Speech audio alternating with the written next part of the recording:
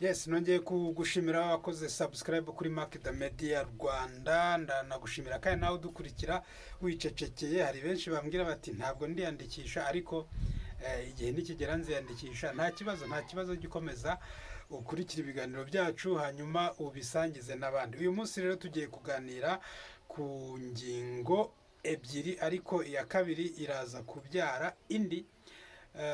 Ni ingingo imwe ifite ibice bibiri, ariko iyi ya kabiri ikagira agace gato. Ni ibibazo bibiri, kimwe kikagira sous-question.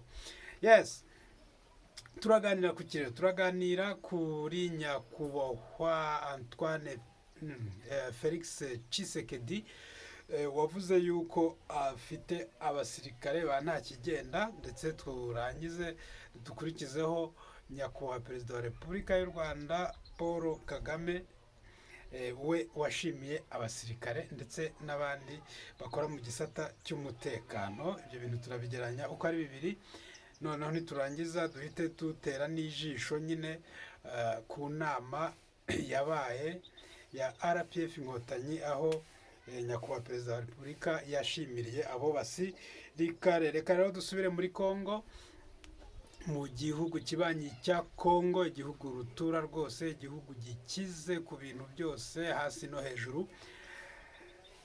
Ndavuga mu kuzimu ndetse no ku butaka ndetse no hejuru mu kirere, gifite Sukhoi na drone. Kongo igihugu gikomeye cyane ariko kitagira abasirikare, nk'uko perezida wabo aherutse gutangaza mu cyumweru gishize. Yavugaga yuko ngo igisirikare cye ni igisirikare cya nta kigenda, igisirikare kijegajega. Ubwo rero umuntu akibaza ngo ko ari we komanda supreme cyangwa se umugaba mukuru w'ingabo, umugaba w'ikirenga w'ingabo, ni gute agira igisirikare cya nta kigenda? Bivuze ngo aragisobanukiwe rwose.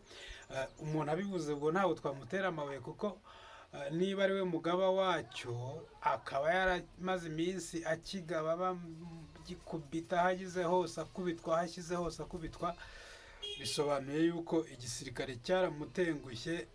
Hanyuma afata umwanzuro wo guhamya yuko igisirikare rwose nta kigenda. Mu ijambo yakoresheje ry'igifaransa risobanura yuko ngo igisirikare cya Kongo ari abantu, abasirikare ba Kongo ari abantu bari aho ngaho ba fake, bajagaraye.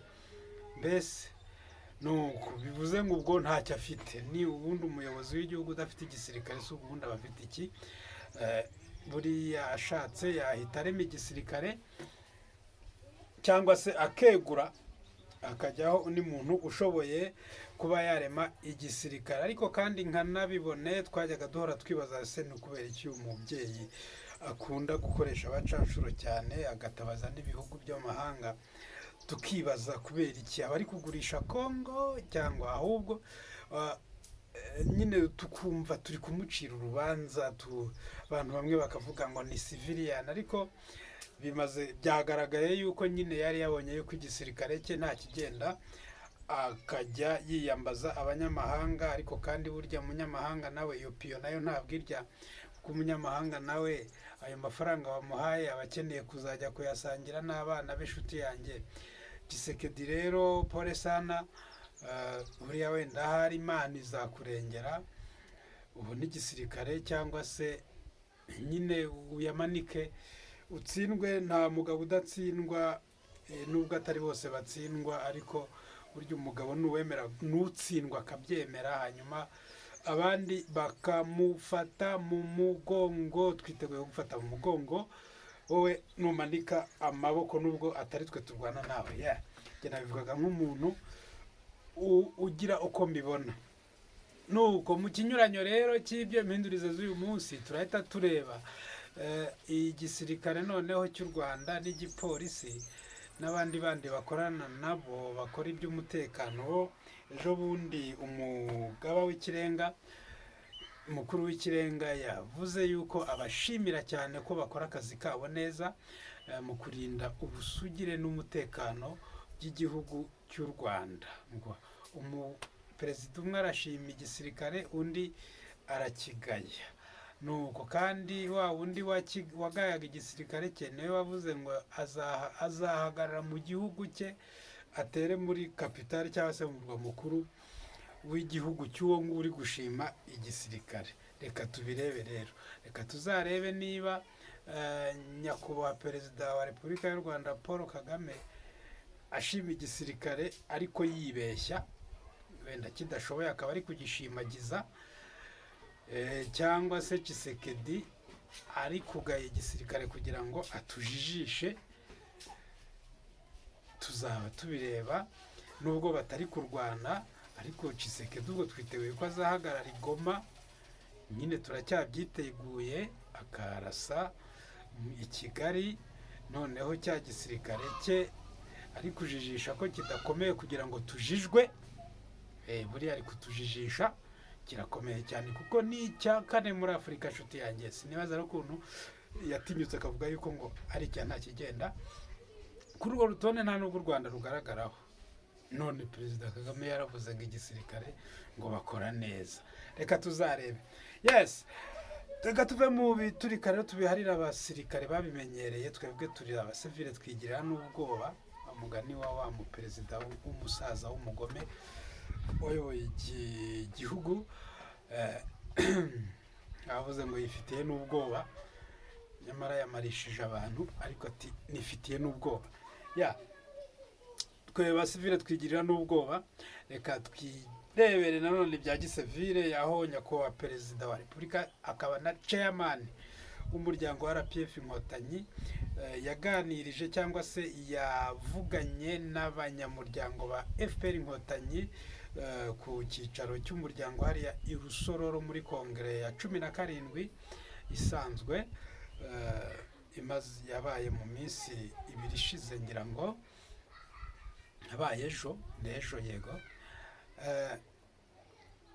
Yihanangirije cyane abantu batanga serivisi mbi. Ntabwo ndi busubire mu ijambo rya nyakubahwa perezida wa repubulika, ahubwo iki kintu duhora tukivuga buri munsi, aho abayobozi cyane cyane ab'inzego z'ibanze batanga serivisi mbi cyane. Ugasanga abaturage birirwa birukanka inyuma y'umuntu buri munsi ku kagari, hahora imirongo idashira.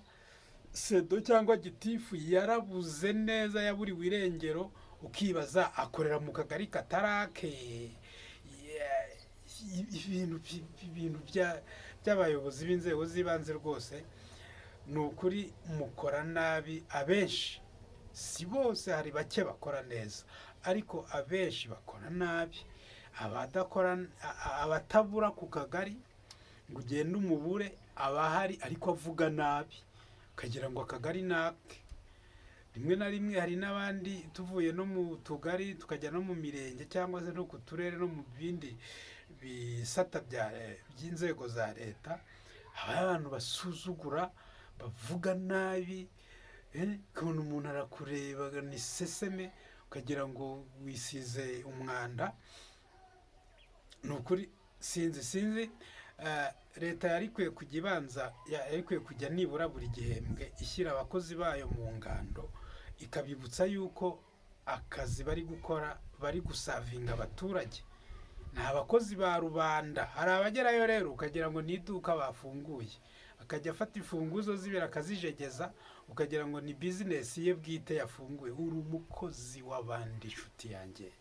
Wowe rwose nta nubwo wakagombye kwirata, kubera yuko mu gihe runaka iyo ukorera undi muntu, igihe runaka ashobora kuvuga ati akazi nagushinze kararangiye, taha. So iyo ugeze aho ngaho rero wakagombye guprofita ayo mahirwe, kubera yuko ubonye umwanya wo kujya hejuru ku munara aho abantu bose bakureba. Wagombye gukoresha ayo mahirwe ahubwo ukireherezaho. ngo Yezu baramubambye ku giti igorogota, ngo yireherejeho amahanga kuko yari ari hejuru, bose yarabakuruye. So nawe nujya mu mwanya w'ubuyobozi, uri ahantu abantu bose bakureba, gerageza ukore neza. Abantu nunahava, abantu bajye bahora bavuga bati ni ukuri runaka yari umuyobozi. Hari umuntu umwe, ntabwo ndi bumuvuga izina, ni mucuti wanjye twariganye muri Toronkome. ubu ngubu asigaye ari mu burezi, ariko mbere y'uko ajya kuba umurezi yabanje kuba gitifu w'akagari. Yambwiye ukuntu ngo asezera ahinduye akazi, abaturage baje aho yabaga bararira bati turaguhombye turaguhombye, urumva. Ariko hari urundi rugero rumwe mfite ahandi hantu nanone, higeze kuba umukomanda wa polisi, bamwimuye abaturage bamenya ko yimutse, baramuherekeza n'amahoni, bamujya inyuma nk'ibirometero 5. Ibintu perezida wa repubulika yababwiraga ejo ngo uwampa bakaca inkoni bakabankubitira, ni ukuri ukora nabi. Abanyarwanda ntabwo byo kurwana ari umuco wabo, ariko hari utumenyetso bakwereka, tukwereka yuko batari bakwishimiye n'ubwo ugiye.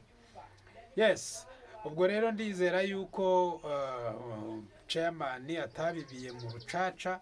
Abantu bari bicaye hariya ni benshi, buri wese agiye agahindura ibimureba, yahita yanduza n'abayoboye, abayoboye nabo bakanduza abo bayoboye, ibintu bikagera hasi bimeze neza kuri ba midugudu na ba mutwarasibo. Bambuze ba mutwarasibo hari ibindi bintu bakora, bakabaha amaliste, amaforumire runaka yo kuzuza, aho kugira ngo agende abaze umuturage amakuru yose, ahubwo akaza mpindagamuntu yawe, agasuzuguro kenshi, mpindagamuntu yawe, agahita yuzaho ibyo abonye pya. Noneho bajya kubishyira muri sisiteme, ugasanga ibintu birimo biraza byidubuye.